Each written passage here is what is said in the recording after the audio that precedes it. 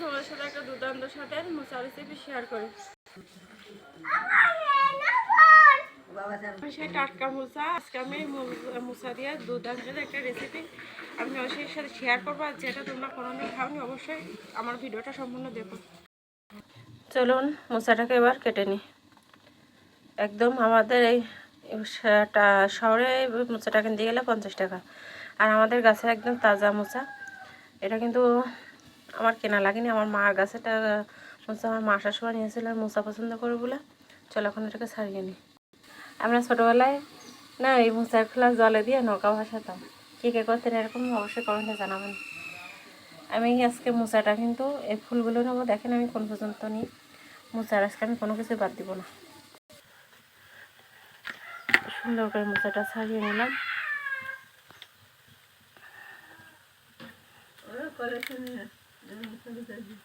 এরপরে কিন্তু আমি আর মোচা ছাড়াবো না, আমি এখান থেকে মোচাটা কুচিয়ে নেব। আলু ভাজা কে কে পছন্দ করে সেটাও একবার একটু জানিও।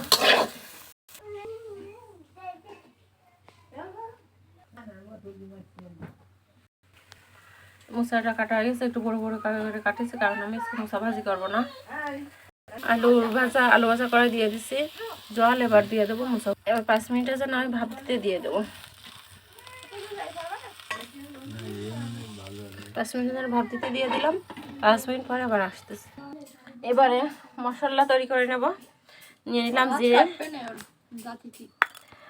এদিকে নিয়ে নিছি পেঁয়াজ কুচি, রসুন কুচি আর কাঁচা লঙ্কা। শুকনো লঙ্কাটা দিলে ভালো হয়, কিন্তু আমার কাছে শুকনো লঙ্কাটা নেই, কাঁচা লঙ্কা আছে। এগুলো এখন শিলে নেব, ঘষে বেটে। মশলাটা বাটা হয়ে গেছে, মশলাটা নামাই নিলাম। এদিকে মোচাটাও সিদ্ধ হয়ে গেছে, এখন মোচাটা নামাই নেব। এবার আছে শিলের পরে মোচাটা তুলে নিয়ে আমি এখন মোচাটা বেটে নেব। দেখো সুন্দর করে আমি মোচাটা বেটে নিচ্ছি। এবার চলো কড়াইয়ের সাথে মোচার সাথে কি করি সেটা তোমাদের সাথে শেয়ার করি। কড়াইতে দিয়ে দিলাম তেল, তেলে দিয়ে দিলাম তেজপাতা, দিয়ে দিলাম বেটে রাখা মশলা। দেখো সুন্দর করে ভাজা গেছে। এবার বেটে রাখা মোচাটা দিয়ে দেবো। দিয়ে দিলাম স্বাদ মতো লবণ,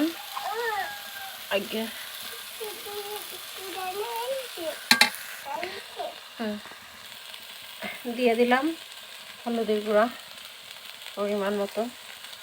এবার দিয়ে দেবো সামান্য পরিমাণে একটু চিনি। এটা অপশনাল, আপনারা দিলেও পারেন না দিলেও পারেন, স্বাদের ব্যালেন্স। দেখো কত সুন্দর একটা রান্না হয়েছে। এই রান্নাটা যে মোচা খায় না, মোচা খেতে পছন্দ করে, সে একদিন তাকে করে খাওয়াবেন বা বাড়ি একদিন এই রেসিপিটা অবশ্যই ট্রাই করে দেখবেন কেমন হয়েছে। অবশ্যই জানাবেন, দুর্দান্ত স্বাদের খেতে লাগে। আর খেয়ে একদম মানে এখন দেখে তো খেতে ইচ্ছা আছে। এতে আপনি গরম মশলাটা বেটে দিতেও পারেন, না দিতে পারেন, সেটা হচ্ছে আপনার অপশনাল। না দিয়েই আজকে এত সুন্দর লাগতেছে, আমি আজকে অবশ্যই দেবো না। কেমন হয়েছে আমার ভিডিওটা অবশ্যই জানাবেন যদি ভালো লাগে। যদি আমার এই মোচার এই রেসিপিটা যদি তোমাদের ভালো লাগে অবশ্যই লাইক কমেন্ট শেয়ার করে দেওয়া অনুরোধ রইল। আর যদি ভালো লাগে অবশ্যই কমেন্টে জানাবে কেমন হয়েছে আমার ভিডিওটা। তবে সবাই ভালো থাকো, টাটা। সবার জন্য শুভকামনা রইল, টাটা।